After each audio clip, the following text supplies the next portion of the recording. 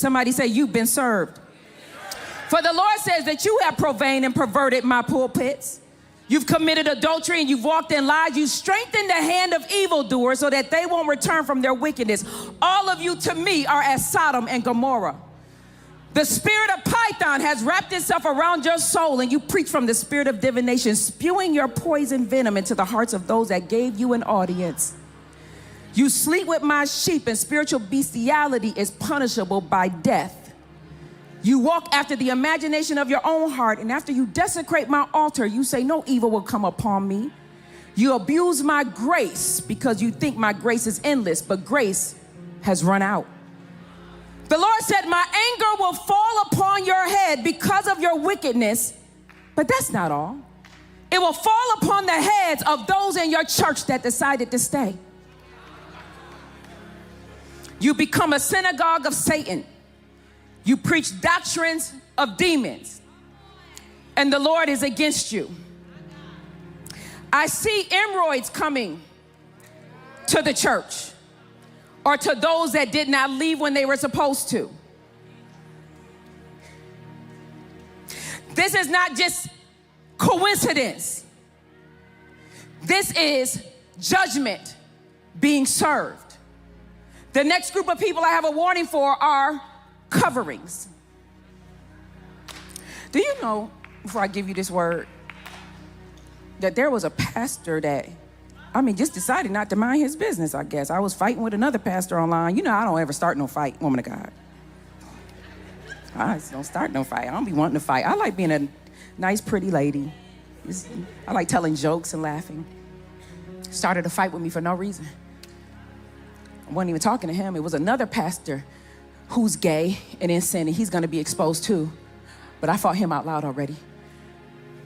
He said, if anybody follows a prophetess that doesn't have a covering, she's a witch. You shouldn't follow her. She's a false prophet. You shouldn't follow her. Nobody should be following anybody that doesn't have a covering. And that man was having sex with his co-pastor for 12 years. Can you imagine? I need you to hear what I'm saying. Sometimes when you see people come up against me, there's a reason for it. You don't know that sometimes it's their judgment when they come up against me. The Lord, I like to fight. You said, what now? The Lord said, don't say anything. Judgment is already over his house. But you see, I had to wait 3 years because it came out in 2023 when he said that. And now people are just now finding out about that affair. Still full of pride. He has a one-man show, comedy show, that he's getting ready to go on to make you laugh about his indiscretions in the pulpit. I said, Lord, is he putting his wife through a humiliation ritual? I can't believe he still has one person in his church, but they will pay for that as well. They mocked me.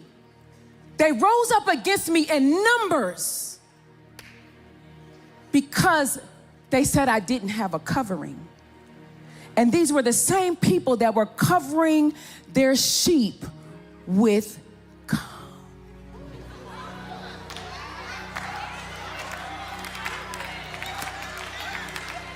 Because when I did have a covering,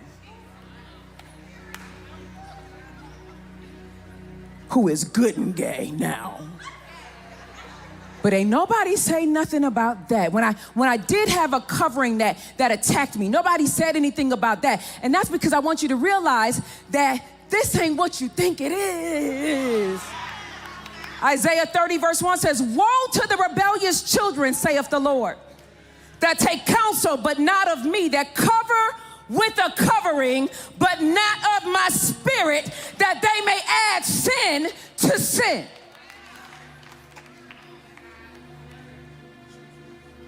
I had people that I call friends that I allowed to preach on this pulpit that was mad at my teaching, that God sent me on assignment to come against wicked and perverted covering The Creator, I have given you up to vile affections. This is why your worshiper women are having sex with each other, and the men are lusting and having sex with each other. Don't you ever wonder why there's so many gay worshipers out here? It's because when you've been given over to worship, God says, I will give you over to your vile affections. I have also given these worshipers over to a reprobate mind.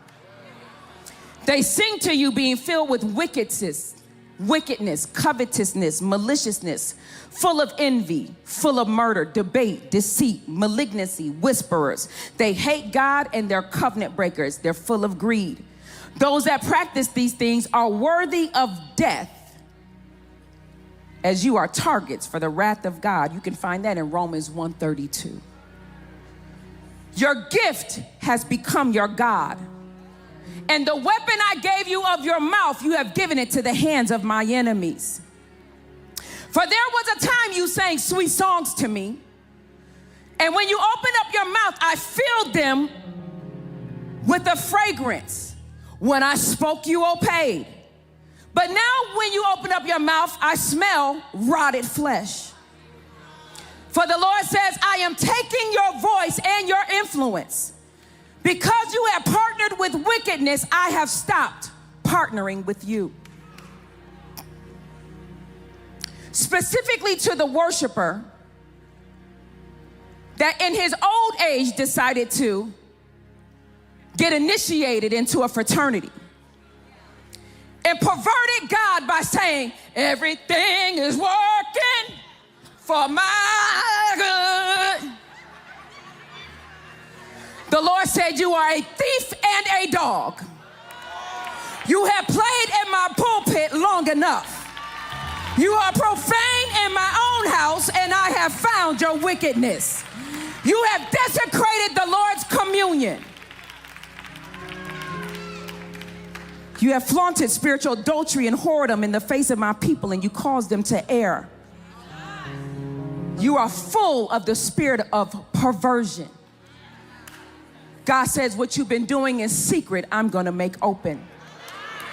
The Lord said, when you got on the pulpit and you told those people to get a credit card out and you needed $20,000 and go ahead and get a credit card to go in debt so you can give me $20,000, he said, your bank account is about to dry up.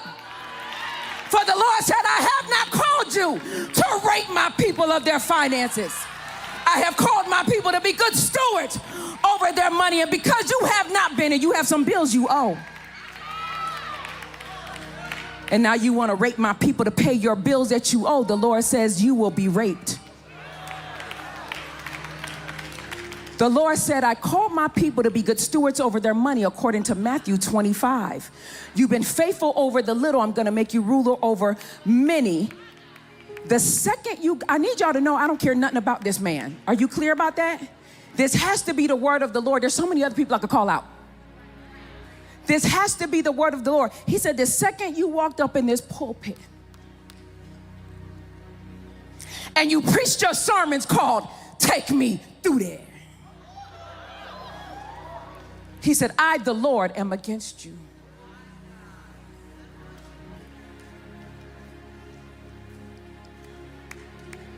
The Lord said he will visit upon you the evil of your doings, for you've littered your iniquity like seeds, and the workers of iniquity are